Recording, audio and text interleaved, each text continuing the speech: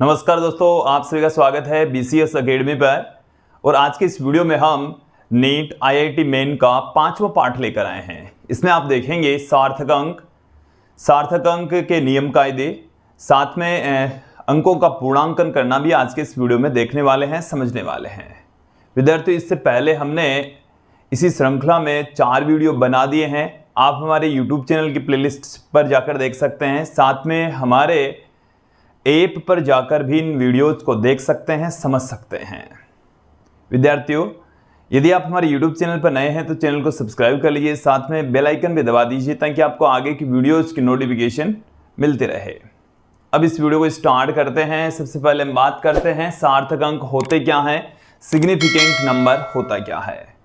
तो देखिए, किसी भौतिक राशि को शुद्ध रूप से व्यक्त करने के लिए आवश्यक जो निश्चित अंक होते हैं, उन्हीं अंकों को ही हम सार्थक अंक कहते हैं। कि हमारे पास में कोई भौतिक राशि है, उसका मापन करेंगे तो मापन करने के पश्चात जो अंक प्राप्त होते हैं, क्योंकि किसी भौतिक राशि के मापन में 2 राशियां चाहिए, एक तो एक उसका आंकिक मान, दूसरा उसका मात्रक। तो जो आंकिक मान है उसमें कितने अंक होने चाहिए, शुद्ध रूप से व्यक्त करने के लिए जो आवश्यक अंकों की जो संख्या है वो ही है सार्थक अंक। क्लियर? तो सार्थक अंक है क्या, सिग्निफिकेंट फिगर्स क्या है कि किसी भौतिक राशि के मापन में, किसी भौतिक राशि के मापन को शुद्ध रूप से व्यक्त करने के लिए आवश्यक अंकों की संख्या सार्थक अंक कहलाती है। ठीक है, चलिए मैं डेफिनेशन पुट कर देता हूं, फिर इसके पश्चात हम इनके नियम कायदे देखेंगे। एग्जाम्पल के साथ में उन नियमों को समझेंगे ताकि आप बेटर तरीके से समझ सकें। किसी भौतिक राशि के मापन में, किसी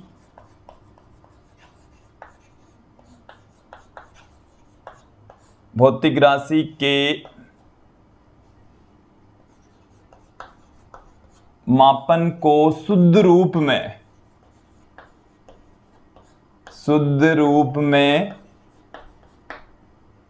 व्यक्त करने के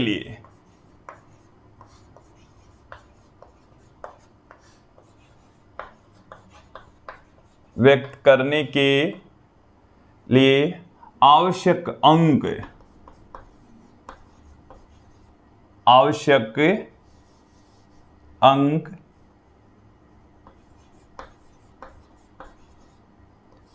आवश्यक अंक सार्थक अंक कहलाते हैं।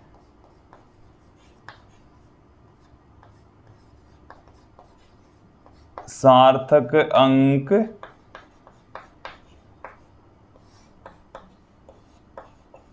कहलाते हैं।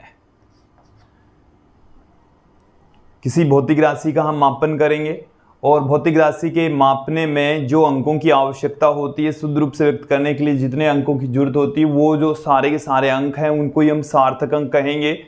अब देखिए, इनकी कुछ नियम है, वो यदि नियम आप समझ लेते हैं, एक बार इनको समझना है, इसमें कोई लंबी चौड़ी कोई कहानी नहीं है, आराम से आप उनको समझ सकते हैं। एग्जाम्पल के जरिए मैं आपको समझा दूंगा। देखिए, कौन से सार्थक अंक होंगे। सभी शून्येतर अंक सार्थक अंक होते हैं। पहला नियम तो क्या है, सभी शून्येतर अंक सार्थक अंक होते हैं। शून्येतर का मतलब है शून्य को छोड़कर, तो शून्य को छोड़कर 1 2 3 4 5 6 7 8 9 ये सब क्या है, सार्थक अंक हैं। तो शून्येतर अंक कौन कौन से होते हैं, 1 2 3 4 5 6 7 8 और 9, ये है शून्येतर अंक। अब मैं यहां पर एग्जाम्पल आपके सामने रख देता हूं कि जैसे ये हमारे पास में कोई नंबर है, तो इसमें सार्थक अंक होंगे 4। कितने सार्थक अंक होंगे, 4 सार्थक अंक होंगे। मैं सार्थक अंक कितने, इसमें सार्थक अंक 4। जैसे मैं एक और नंबर ले लेता हूं, मैं सार्थक अंक, देखिए इसमें सार्थक अंक कितने होंगे, आप यहां पर काउंट कीजिए, 1 2 3 4 5 6। तो इसमें सार्थक अंकों की जो संख्या है वो कितनी है, 6 है। कितने सार्थक अंक होंगे, 6 सार्थक अंक होंगे। और भी एक और एग्जाम्पल ले लेते हैं हम यहां पर। देखिए, में सार्थक अंक, तो इसमें 3 सार्थक अंक होंगे, 1 2 3, तो इसमें 3 सार्थक अंक होंगे। तो अशून्य अंक, सभी अशून्य अंक क्या होते हैं? सार्थक अंक होते हैं। एक और नियम कायदा सुन लीजिए कि शून्येतर अंकों के मध्य आने वाले सभी शून्य सार्थक अंक होते हैं। शून्येतर अंक होंगे और उनके बीच में यदि कोई शून्य आ रहा है तो वो शून्य भी सार्थक अंक में काउंट होंगे। चलिए इस नियम को देख लीजिए, एग्जाम्पल से ही समझें। दूसरा जो नियम है वो क्या है? सभी शून्येतर अंकों के मध्य आने वाले जो शून्य है, जैसे हमारे पास में एक एग्जाम्पल है, एग्जाम्पल से आप बेटर तरीके से समझ पाएंगे। ये हमारे पास में कोई एग्जाम्पल है 2005, तो इसमें सार्थक अंक कितने होंगे? सार्थक अंक होंगे इसमें 4। कितने होंगे? 4 सार्थक अंक होंगे। 2005 में सार्थक अंकों की संख्या कितनी होगी? 4 होगी। क्लियर? एक और एग्जाम्पल हम ले लेते हैं 3010502। तो देखिए ये एक अशून्य अंक, ये अशून्य अंक, ये सार्थक अंक होगा, ये भी सार्थक अंक होगा, ये भी सार्थक अंक होगा। तो 1 2 3 4 5 6 7, इसमें सार्थक अंकों की संख्या कितनी होगी? 7 होगी। कितने होंगे? 7 इसमें सार्थक अंक होंगे। क्लियर? थोड़ा सा और आगे बढ़ते हैं। 2022, तो 2022 में सार्थक अंकों की संख्या कितनी होगी विद्यार्थियों? कमेंट कीजिए, बताइए कि 2022 में सार्थक अंकों की संख्या कितनी होगी। ठीक है, नियम आपको समझ में आ जाना चाहिए। अब हम थोड़ा सा और आगे बढ़ते हैं। देखिए तीसरा जो नियम है वो क्या है कि बिना दशमलव वाली संख्या में अशून्य अंक के दाईं ओर आने वाले सभी शून्य सार्थक अंक में शामिल नहीं होंगे। बिना दशमलव वाली संख्या में, संख्या कौन सी होनी चाहिए? बिना दशमलव वाली होनी चाहिए। बिना दशमलव वाली संख्या में अंतिम शून्य सार्थक अंक नहीं होते। सार्थक अंक नहीं होते हैं, नहीं होते हैं।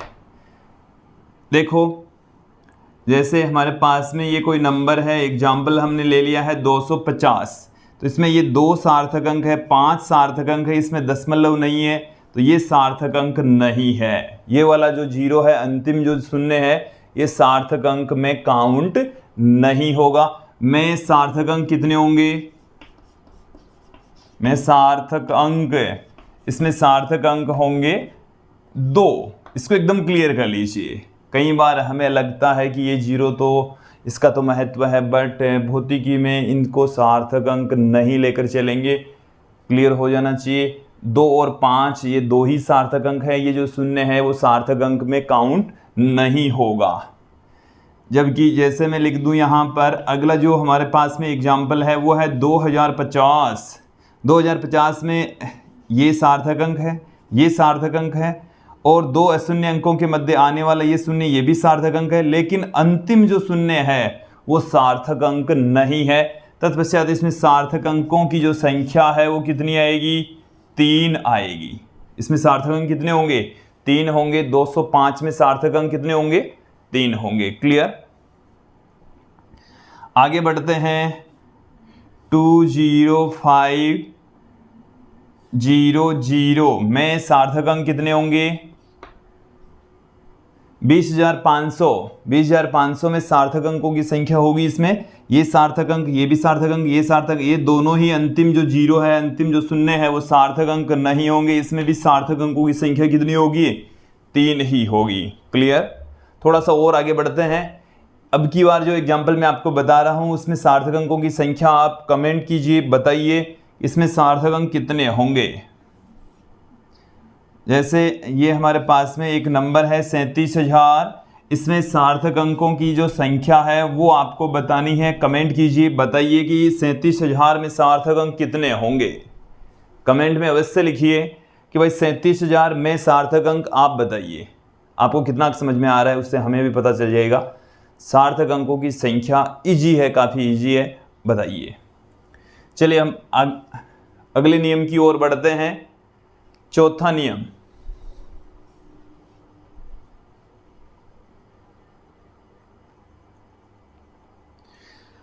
देखिए नियम कायदे देखेंगे। चौथा जो नियम कायदा है वो क्या है कि एक से छोटी दशमलव संख्या में, एक से छोटी होनी चाहिए, एक से छोटी दशमलव संख्या में प्रथम अशून्य अंक के, प्रथम अशून्य अंक के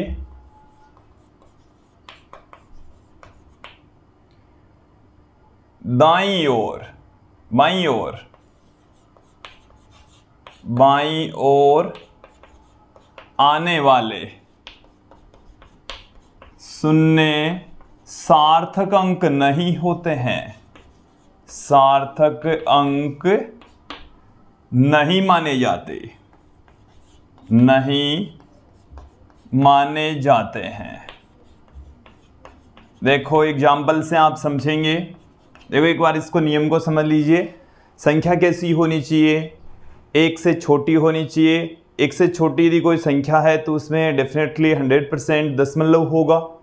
अब यदि दशमलव है और जो प्रथम अशून्य अंक है उसके बाईं ओर जितने भी शून्य आ रहे हैं वो सार्थक अंकों की श्रेणी में नहीं आते। जबकि हमने छोटी क्लासों में ये पढ़ा है कि दशमलव और अशून्य अंक के बीच में आने वाले सभी शून्य का मतलब होता, बट यहाँ नहीं है। देखो एग्जाम्पल से समझना।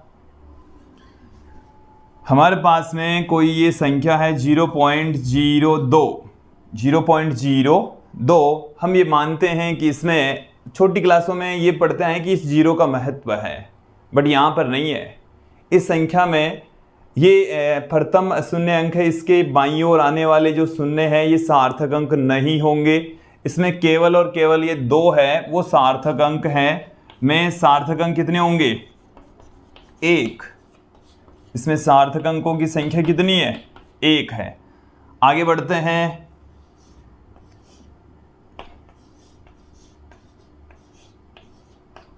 ये हमारे पास में एक संख्या आ गई है 0.00205। तो इसमें ये प्रथम शून्य अंक है 2, ये सार्थक अंक होगा, ये भी सार्थक अंक होगा। ये सार्थक अंकों की श्रेणी में काउंट नहीं होंगे। इसमें सार्थक अंकों की संख्या कितनी होगी? 3 होगी।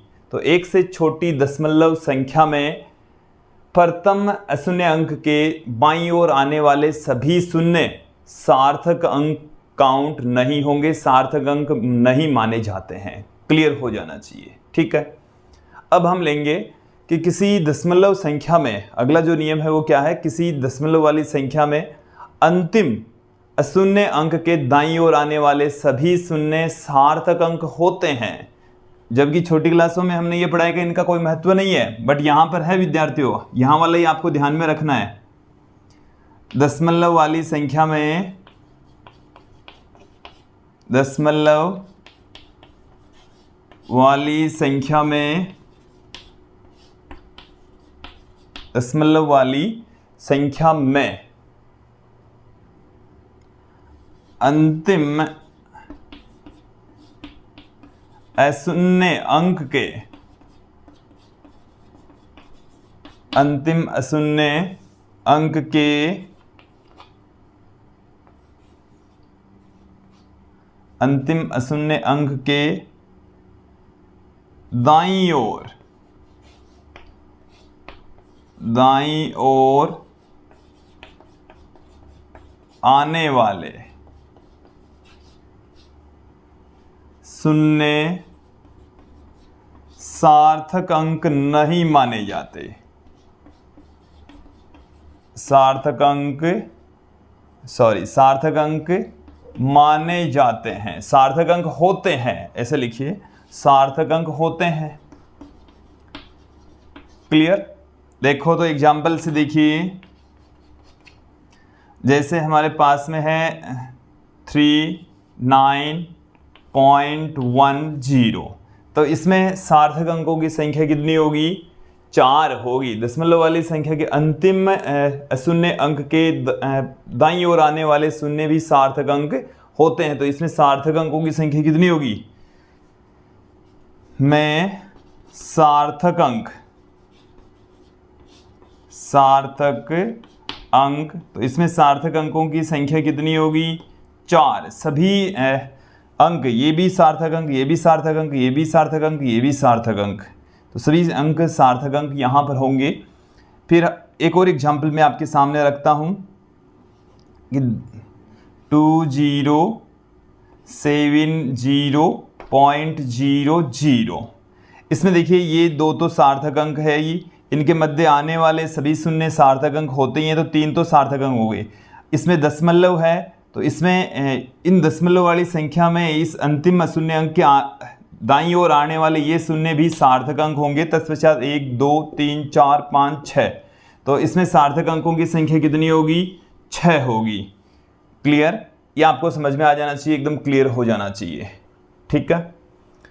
देखिए कुछ नियम कायदे और भी हैं कि किसी दशमलव वाली संख्या में दशमलव की पोजीशन बदलती है, स्थान यदि बदलता है, तो सार्थक अंकों की संख्या में कोई परिवर्तन नहीं आता। सार्थक अंकों की संख्या में दशमलव की स्थिति बदलने पर सार्थक अंकों की संख्या अपरिवर्तित रहती है, एक नियम है। चलिए देखेंगे। दशमलव की स्थिति बदलने पर, दशमलव की स्थिति बदलने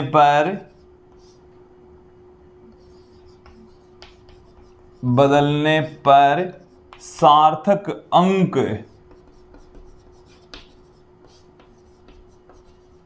अपरिवर्तित रहते हैं, अपरिवर्तित रहते हैं। देखिए जैसे हमारे पास में ये कोई नंबर है 25.00, इसमें सार्थक अंक कितने होंगे? इसमें सार्थक अंकों की संख्या होगी 4 में सार्थक अंक कितने हैं? सार्थक अंक, और ये होंगे 4। इसमें सार्थक अंकों की संख्या कितनी है विद्यार्थियों? 4 है। 2 5 0 0 ये सभी सार्थक अंक है। इसको मैं ऐसे लिख दूं 250.0, इसमें भी सार्थक अंक कितने होंगे? 4 होंगे। ऐसे लिख दिया जाए 2.500, इसमें भी सार्थक अंक कितने होंगे? 4 होंगे। यदि इसको ऐसे लिख दिया जाए तो भी सार्थक अंक 4 ही होंगे। इसको ऐसे लिख दिया जाए 0.02500, तो भी सार्थक अंक इसमें कितने रहेंगे? 4 ही रहेंगे। क्लियर? तो दशमलव की स्थिति बदलने से सार्थक अंक अपरिवर्तित रहता है। देखो विद्यार्थियों, इसको ऐसे लिख नहीं सकते आप। इसको ऐसे लिख दोगे तो गलत हो जाएगा फिर कि भाई ऐसे लिख दिया जाएगा, ऐसे पुट नहीं करना आपको। और केवल ऐसे भी नहीं लिख सकते, ऐसे का कोई मीनिंग नहीं है कि दशमलव यहाँ आ गया। ठीक है, इसका कोई मीनिंग नहीं है। आगे 0 आप लगा नहीं सकते। आगे 0 लगा देंगे तो इसमें सार्थक अंक कितने हो जाएंगे? 5 हो जाएंगे। इसमें सार्थक अंक कितने हो जाएंगे? 5। एक नियम और देखिए कि यदि कोई संख्या है, कोई नंबर है और उसमें 10 की घात आ रही है, चरघातांक फलन आ रहा है, 10 की घातांक के रूप में कोई राशि आ रही है, तो उसको हम सार्थक अंक में काउंट नहीं करेंगे। उसके गुणा के रूप में जो भी राशि होगी, जो साधारण नंबर होगा, उसी नंबर में सार्थक अंक होंगे, वही उस संख्या के सार्थक अंक होंगे। 10 की घातांक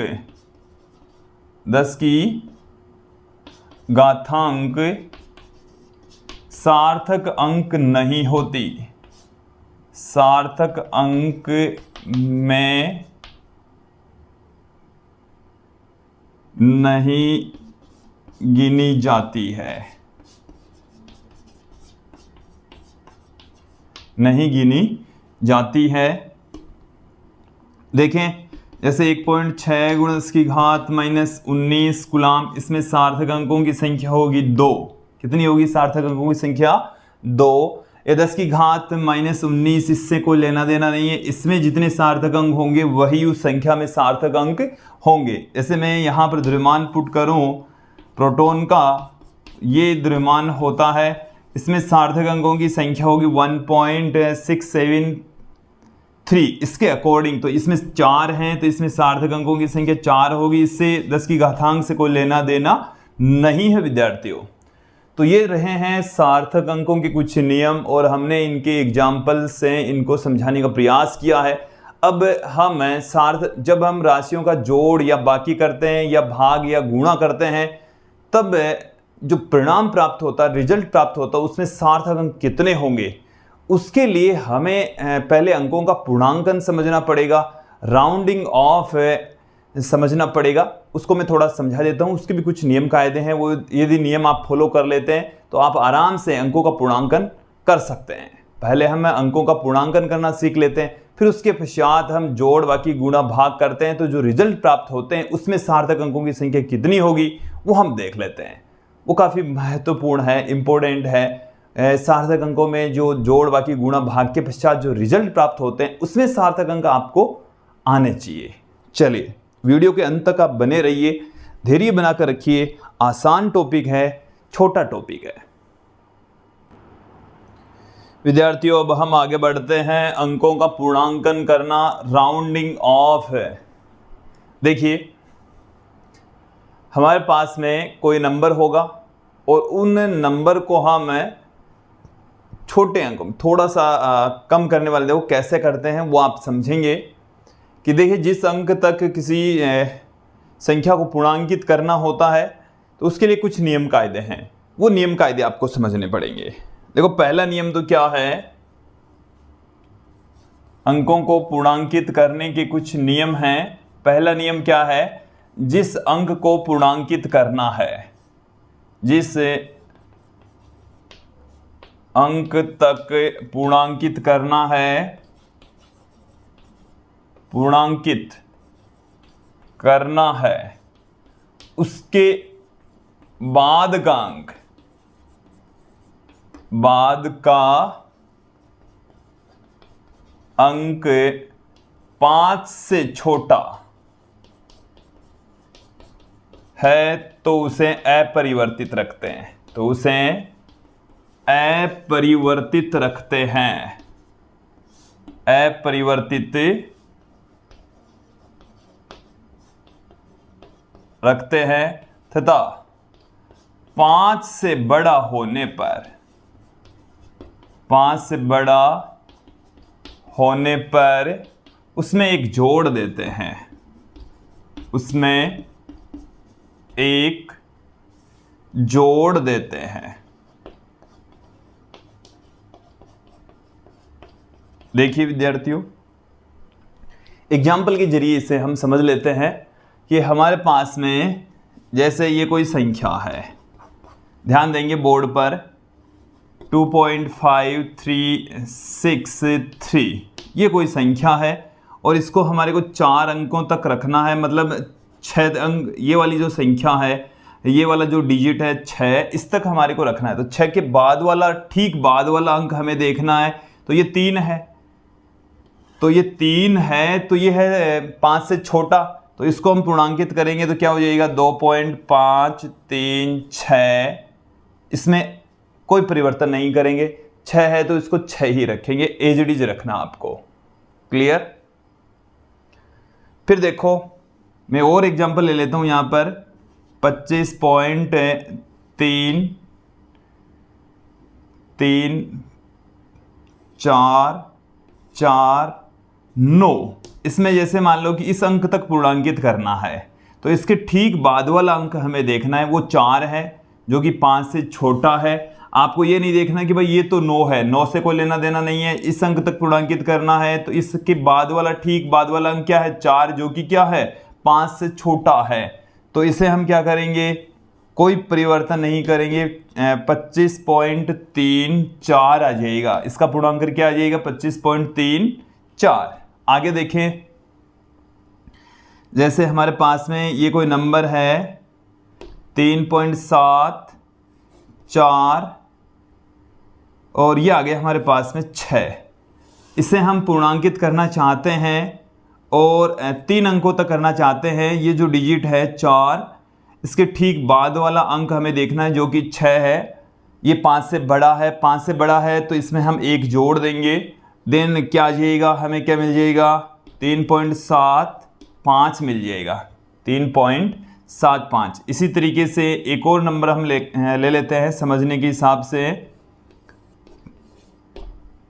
6, 5, 9। और यदि हमें इसको 5 अंकों तक पूर्णांकित करना है, इसे अंक 5 के ठीक बाद वाला अंक देखेंगे तो ये 9 है, और 9 जो कि 5 से बड़ा है तो इसमें हम 1 जोड़ देंगे। देन क्या मिल जाएगा हमें, 150.66 मिल जाएगा। ये मिल गया हमें 150.66, 150.66 मिल चुका है। अब हम थोड़ा सा और आगे बढ़ते हैं, अगले नियम की ओर बढ़ेंगे। देखिए अगला जो नियम है वो क्या है कि हमारे पास में एक ऑप्शन तो हो गया कि 5 से बड़ी संख्या, जिस अंक को पूर्णांकित करना है उसके बाद वाला जो अंक है 5 से बड़ा है तो उसमें 1 जोड़ देंगे, 5 से छोटा है तो उसको अपरिवर्तित रखेंगे। अब यदि 5 है तब क्या होगा, 5 होने के बाद में 3 सिचुएशन हो सकती है। 3 सिचुएशन कैसी होगी, तीनों के ही बारे में चर्चा करेंगे। देखिए पहली स्थिति देख लेते हैं।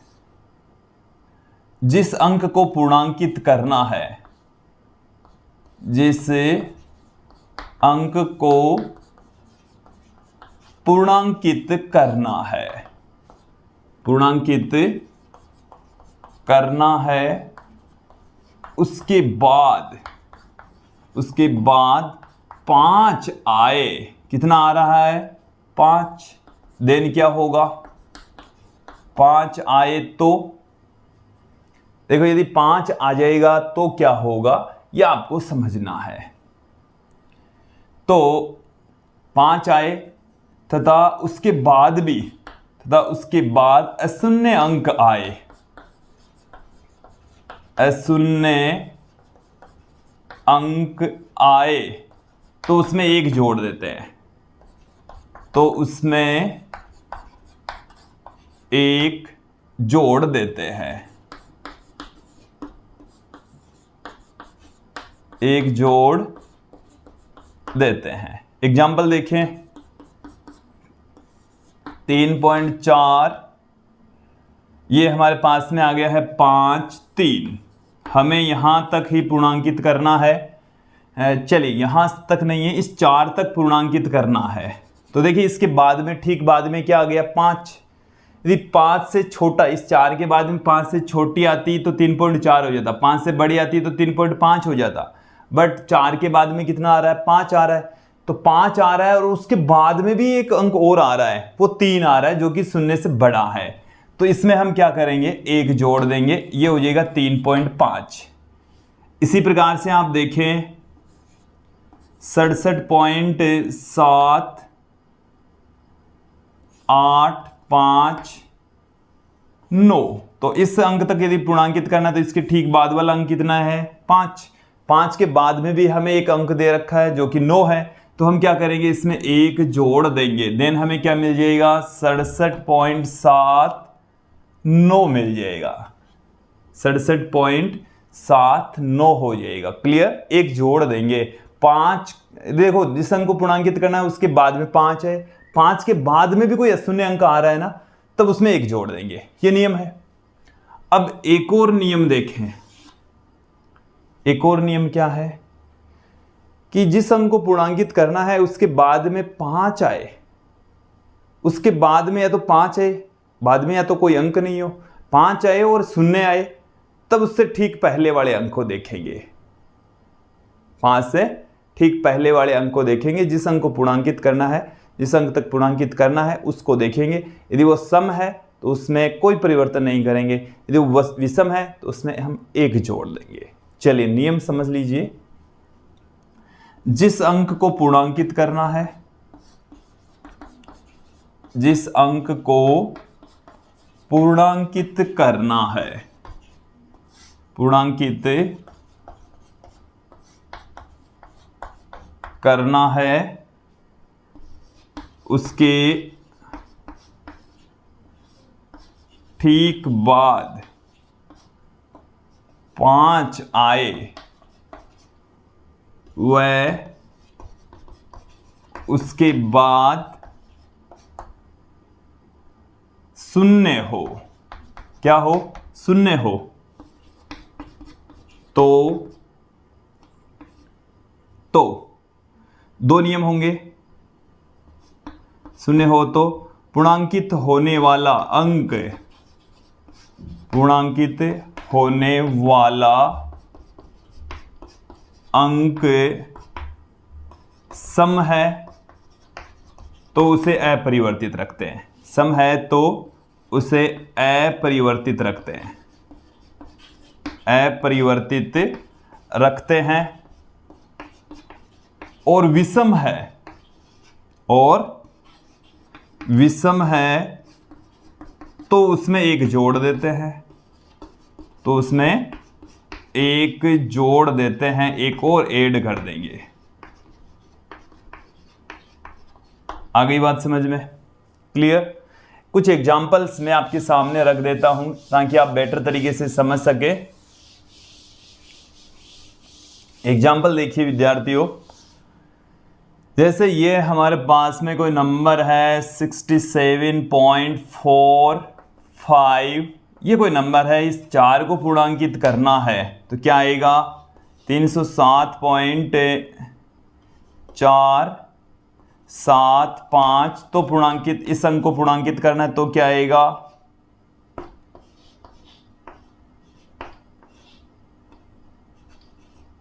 इस अंक को पूर्णांकित करना है तो क्या आएगा? एक एक करके देखेंगे। देखिए, जिस अंक को पूर्णांकित करना है उसके ठीक बाद में 5 आ रहा है, 5 के बाद में या तो कुछ भी नहीं है या 0 हो। यहां पर 0 भी होगा तो भी वही नियम लगेगा, 0 नहीं है तो भी वही नियम लगेगा। 5 है तो अब हमारे को क्या करना है? या तो 0 है तो इसके ठीक पहले वाला अंक, जिस अंक को पूर्णांकित करें उसे आपको देखना है, और वो यदि सम है या विषम है ये देखना है। सम है तो कोई परिवर्तन नहीं करेंगे, विषम है तो उसमें एक जोड़ देंगे। तो ये सम है, इसमें एक जो कोई परिवर्तन नहीं करेंगे तो 67.4 हो जाएगा। और जिस अंक को पूर्णांकित करें ये विषम है तो इसमें एक जोड़ देंगे, कितना आ जाएगा? 307.48 हो जाएगा। जिस अंक को पूर्णांकित करें वो सम है तो इसमें कोई परिवर्तन नहीं करेंगे, 4.0056 रह जाएगा। और एग्जाम्पल लेते हैं 37.59955।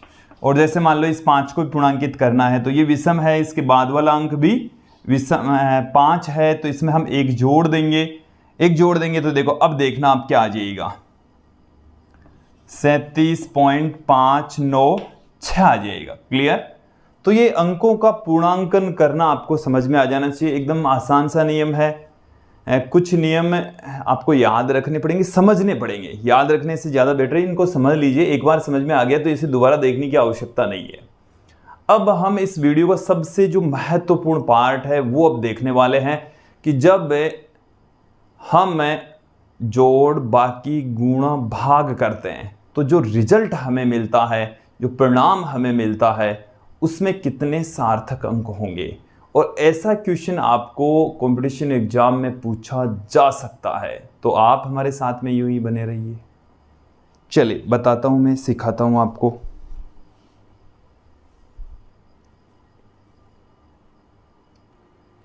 विद्यार्थियों, अब हम देख लेते हैं जब संख्याओं में गणना होती है तो गणना के पश्चात उसमें कितने सार्थक अंक होंगे। गणना में सार्थक अंक कैसे फाइंड आउट करते हैं? तो इसके 2 नियम हैं, एक जोड़ और बाकी का है, दूसरा गुणा और भाग का है। दोनों नियम देख लेते हैं। पहले हम देख लेते हैं जोड़ बाकी का। योग और घटाव में जो रिजल्ट प्राप्त होगा, जो परिणाम प्राप्त होगा, में दशमलव के बाद उतने ही सार्थक अंक होंगे जितने जोड़ने या घटाने वाली राशियों में से किसी राशि में दशमलव के बाद कम से कम अंक होते हैं। देखो एक बार इस नियम को फिर से समझें कि हमारे पास में कुछ संख्याएं हैं, उनका हम जोड़ कर रहे हैं तो दशमलव के बाद में उतने ही अंक होंगे जितने जोड़ी जाने वाली राशियों में दशमलव के बाद में सबसे कम सार्थक अंक हैं। ठीक है, चलिए एक एग्जाम्पल से हम आपको समझा देते हैं। देखो समझिए, हमारे पास में जैसे ये कोई नंबर है जी 1025, इसको हम जोड़ रहे हैं 4.536 में। इसे और एक नंबर ले लेते हैं हम 5.3247। इनका सबका जोड़ कर रहे हैं। इन सब का क्या किया जा रहा है? जोड़। अब जोड़ करेंगे तो जो रिजल्ट प्राप्त होगा उसमें कितने अंक होंगे ये हमें देखना है। जोड़ करेंगे तो देखिए ये तो हो गया 7, इन दोनों को जोड़ेंगे तो 10, 1 8, 2 10 से 11, 7 3 10 से 11, ये आ गया 20, ये आ गया। अब इसमें कितने अंक रखने हैं ये नियम आपको ध्यान रखना है। तो इन तीनों में आपको दशमलव के बाद वाले डिजिट देखने, इसमें 2 डिजिट हैं, इसमें 3 है, इसमें 4 है। तो न्यूनतम किसमें है? इसमें है 2 डिजिट। कितने डिजिट हैं दशमलव के बाद में? 2 डिजिट है। तो आपको भी इसमें दशमलव के बाद में 2 डिजिट ही रखना है। 20.11 कर देंगे, क्योंकि इस 1 के बाद वाला जो अंक है वो 0 है, जो कि 5 से छोटा है, तो इसमें कोई परिवर्तन नहीं करेंगे। इसको इस तरीके से लिख देंगे। ये बात समझ में आ जानी चाहिए कि जोड़ और बाकी करते समय जो परिणाम प्राप्त हो रहा है उसमें उतने ही अंक रखे जाएंगे जितनी जोड़ी जाने वाली या घटाई जाने वाली जो राशियां हैं, संख्याएं हैं, उसमें दशमलव के बाद में अंक हैं। तो दशमलव के बाद में न्यूनतम कितने अंक है? 2। तो न्यूनतम वाले यहां रखने, इस तरह भी कितने रखने? 2 ही रखने। चलिए यहां पर एक और एग्जाम्पल मैं आपके सामने रख देता हूं।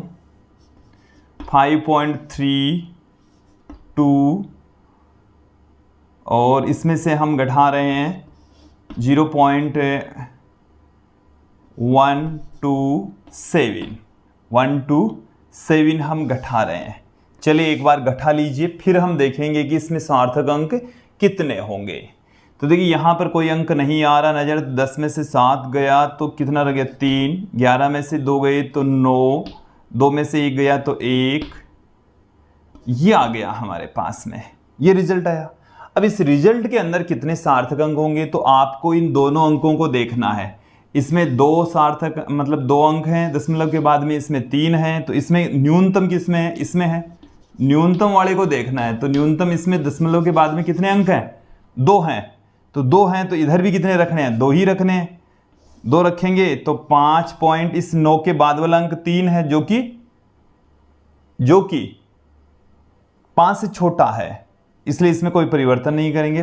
5.19 आ जाएगा। 5.19, ये समझ में आ गया। और भी एग्जाम्पल लेना चाहें तो आप ऐसे एग्जाम्पल और भी ले सकते हैं। आपको क्या करना है? सीधा सीधा उनका जोड़ या बाकी करना है। पहले आपको वही करना है, जैसे जोड़ कर लिया। अब उसमें दशमलव के बाद में अंक देखने, पूरी संख्या नहीं देखनी, दशमलव के बाद वाले अंक देखने। न्यूनतम अंक जिस संख्या में होंगे ना उतने, इसमें 2 हैं, इसमें 3 हैं, इसमें 4 हैं, तो 2 हैं इसमें, तो इसमें भी 2 ही रखने हैं। इधर बाकी किया तो 2 हैं तो 2 रखने हैं। आ गई बात समझ में? क्लियर हो जाना चाहिए नियम। अब हम चलते हैं यहां पर 2 राशियों के गुणन या भाग में सार्थक अंक कितने होंगे।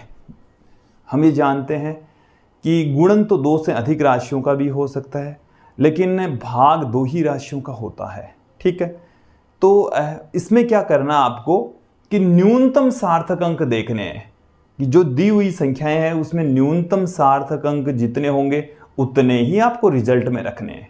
उतने ही किस में रखने हैं? रिजल्ट में रखना है। क्लियर? चलिए तो मैं यहां पर एक एग्जाम्पल आपके सामने रख देता हूं। हमारे पास में जैसे कोई राशि है, प्रकाश वर्ष निकाल लेते हैं। प्रकाश के द्वारा 1 वर्ष में तय की गई दूरी। तो दूरी बराबर क्या होता है? चाल इंटू समय। चाल इंटू समय, यही तो होता है। तो देखिए जो प्रकाश वर्ष है, लाइट ईयर है, वो किसके बराबर होगा? दूरी है एक तरीके की लाइट ईयर में, एक लाइट ईयर में। चाल, प्रकाश की चाल कितनी? 3 × 10⁸। 3 × 10⁸ होती है। कितनी होती है? 3 × 10⁸। इसको मैं 3.00 लिख देता हूँ, 3.00, ताकि इसमें सार्थक अंक बढ़ जाए, थोड़ा बेटर रहे। 3.00 इंटू 10⁸ समय देखेंगे 3.156 गुणा 10⁻7 सेकंड का समय होता है एक वर्ष में। ये हो गया। अब इनको हम गुणा करेंगे तो इसमें सार्थक अंक कितने हैं? 3। पूरी संख्या देखनी है, इसमें सार्थक अंक कितने हैं? दशमलव के बाद में अब की बार नहीं देखना, जोड़ बाकी में दशमलव के बाद वाले अंक देखे जाते हैं, गुणा भाग में पूरी संख्या में सार्थक अंक देखे जाते हैं। न्यूनतम सार्थक अंक कितने होंगे? इसमें न्यूनतम सार्थक अंक होंगे 3, इसमें सार्थक अंक कितने? 4। इनका जब गुणा करेंगे तो कितना आएगा? चलिए इसको गुणा करो तो 18, 45 और एक 46 हो गया। फिर 3 से गुणा करेंगे तो 9, ये आ गया हमारे पास में, गुणा 10⁻15 मीटर में। चलिए इसमें सार्थक अंक उतने ही होंगे जितना गुणा या भाग की जाने वाली राशियों में न्यूनतम सार्थक अंक होते हैं। तो न्यूनतम सार्थक अंक 3 है, इसको हम क्या लिख देंगे?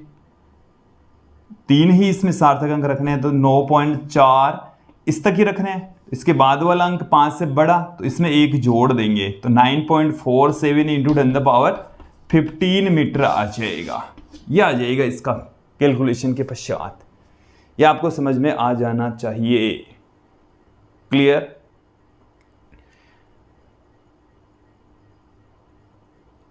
देखिए एक और एग्जाम्पल मैं आपके सामने रख देता हूं, इसी नियम का, गुणा और भाग वाले नियम का ही एक एग्जाम्पल मैं आपके सामने रख देता हूं। हमारे पास में ये क्वेश्चन में दे रखा है कि जो द्रव्यमान है वो हमें दे रखा है 4.237 ग्राम, और जो आयतन है वो हमें दे रखा है 2.51 सेंटीमीटर क्यूब। हमें घनत्व पूछा है। क्या पूछा है? घनत्व पूछा है। घनत्व बराबर क्या होता है विद्यार्थियों? घनत्व बराबर होता है द्रव्यमान बट्टे में आयतन। द्रव्यमान बट्टे में आयतन। तो यहाँ पर द्रव्यमान है हमारे पास में 4.237 और आयतन हमारे पास में 2.51। अब यहाँ से आपको क्या करना है? इसको कैलकुलेट करना है। तो यहाँ से जब आप कैलकुलेट करोगे तो देखिए कैलकुलेट करने के पश्चात कितना आएगा? 1.68805 ग्राम प्रति सेंटीमीटर क्यूब। ये कैलकुलेशन से मैंने लिख दिया है, ठीक है। आपको यहाँ पर सार्थक अंकों की संख्या ज्ञात करनी है कि इस रिजल्ट के अंदर परिणाम में कितने अंक होंगे। तो आपको जो राशियां दी हुई है उनमें न्यूनतम सार्थक अंक देखने। इसमें सार्थक अंक है 4, इसमें कितने हैं? 3। रिजल्ट में आपको 3 रखने हैं, न्यूनतम वाले रखने हैं। तो 3 रखने के लिए इसका मतलब हो गया ये इतना ही रखना है। इतना रखना है का मतलब इस अंक के बाद वाले अंकों को हटाना है, इसको पूर्णांकित करना है। इसको पूर्णांकित करेंगे तो 1.6, इसके बाद वाला अंक 5 से बड़ा, तो इसमें 1 जोड़ देंगे। इसमें हम क्या कर देंगे? 1 जोड़ देंगे, 1.69 हो जाएगा। क्लियर? तो ये थे गणना करते समय हम सार्थक अंक किस तरीके से ध्यान में रखते हैं, कैसे ज्ञात करते हैं, परिणाम में सार्थक अंक कितने होंगे, उसके 2 नियम हैं, दोनों को आप क्लियर कर लीजिए। इन पर आधारित क्वेश्चंस पूछे जा सकते हैं। क्लियर? तो विद्यार्थियों ये था आज का हमारा वीडियो, जिसमें आपने सार्थक अंक क्या होते हैं और उनके नियम कायदे समझे, देखे, एग्जाम्पल के जरिए समझें। आज के इस वीडियो में इतना ही। अगला जो हमारा वीडियो होगा उसमें हम आपके लिए लेकर आएंगे त्रुटि, एरर से रिलेटेड संपूर्ण वीडियो होगा। उसमें हम सारे के सारे कॉन्सेप्ट समझेंगे, उन पर आधारित क्वेश्चंस किस तरीके से पूछे जा सकते हैं वो समझने वाले हैं। आज की इस वीडियो में इतना ही। धन्यवाद दोस्तों।